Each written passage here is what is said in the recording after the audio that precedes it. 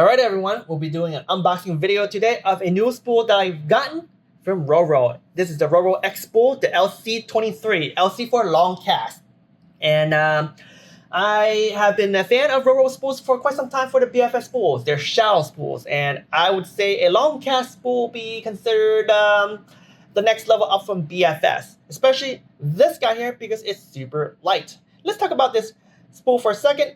And it's going to be shoved into this reel here in a very, very near future, which is a Daiwa Zillion SVTW. This is the 2021 model, the one that won the iCast award. We'll talk a little bit more about this in a second. What I want to focus the beginning of the video is all about this spool right here. So let's take a look at this baddie right here. There's actually two versions. There is a standard model and there's a thickened model, or thicker model, but I think the translation is kind of interesting from Hong Kong. But yeah, there's a thicker brake inductor cup.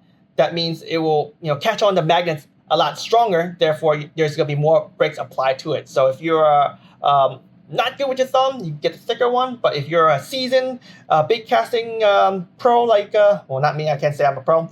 I'm pretty a mess. Okay, Jimbo's a mess. But yep, I opted for the standard one. Hopefully this is the standard one. But yeah, standard one. And look at that. It says raw fishing on it. So yeah, they started doing these cute little stuff right here. So if you guys want to buy a spool from them, you guys get some customization on your spool. All right. But yep, the spool material here is aviation aluminum, Dora aluminum. Okay. This shaft right here is a titanium alloy. And if you look at this guy right here, is a 2mm ball bearing. So it's going to spin a lot better. Okay. Easier, freer. And the micro bearing on the side here is their newer version with the O-ring right there. So that will stick to your body of your reel a little bit tighter, tighter tolerance, which means less vibration, which means silkier casting and retrieving. Okay, so neat stuff. Let's weigh it. All right, let's go. Oh yeah, so it's 6.8 grams minus the bearings, probably about 1 gram total. But on the website, they said the standard model is 5.7 grams, and then also the thickened model is 5.75. So the difference of the two is very minor. All right, so this is the spool from the Zillion. Let's weigh this baddie, the SV booster system. This dynamic braking system is supposed to be super duper awesome. Supposed to cast further, but I'll be quite honest, not too impressed. I mean, it's silky smooth, this whole reel. I love it, but for distance-wise, I don't see it going further than other SV reels. At least I don't see it. But if I'm doing it wrong, well, Jimbo's doing it wrong. Okay. Anyway, let's weigh this baddie, and dang, look at this, man. 13.28 with the bearing on. So this guy right here is about half that weight. So yeah, man, this thing will definitely cast very light lures. And I'm sure some of y'all are curious, and I'm wondering what you guys want to see me do for my cast testing video. I could go different routes. Okay, there's one route that I could go is I could put thin line on here, right? Maybe like very thin 0.6 go. Put my typical 125 feet of braid line and try to see how light I cast. So basically using this as a BFS reel. But I'll be honest, I'm not a fan of using bigger reels as BFS. Yes, I've converted some reels before, like the Tatula 100 and stuff like that. And those are great way to segue people into BFS that never tried BFS and they have a reel and they buy an aftermarket spool, right?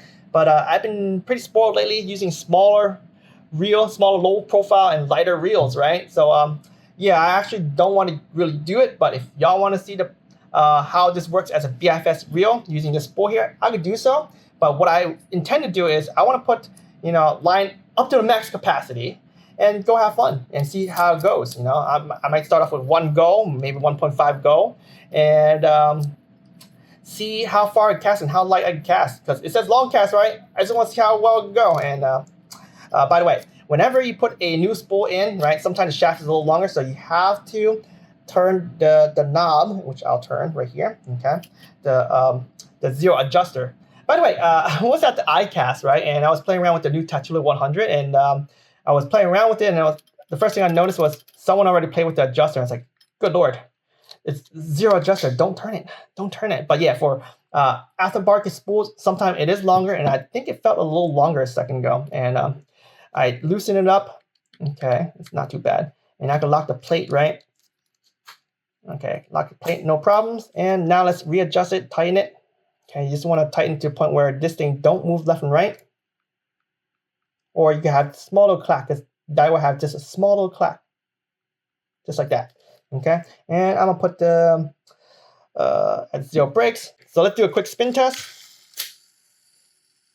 Okay, it spins. Sounds great. So yeah, what do you guys think so far? It looks pretty sexy to me, all silver. Look at that. Like I said, I'm leaning towards just putting thick line on and see how far I cast with my typical fishing. I will likely put this on a medium and maybe a medium heavy rod.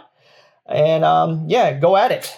But if y'all want to see me do some BFS, leave me a comment below as well. Anyway, I thank y'all for watching this video. If you have any questions, feel free to leave me a comment below as well. But yeah, tell me what you want to see, and I'll prepare my next cast testing trip based on what I see in the comments below. You guys can get this at rorolure.com. I'll leave a link in the description below. And yeah, thank you for watching. The fish don't wait. Stay tuned for the cast testing session.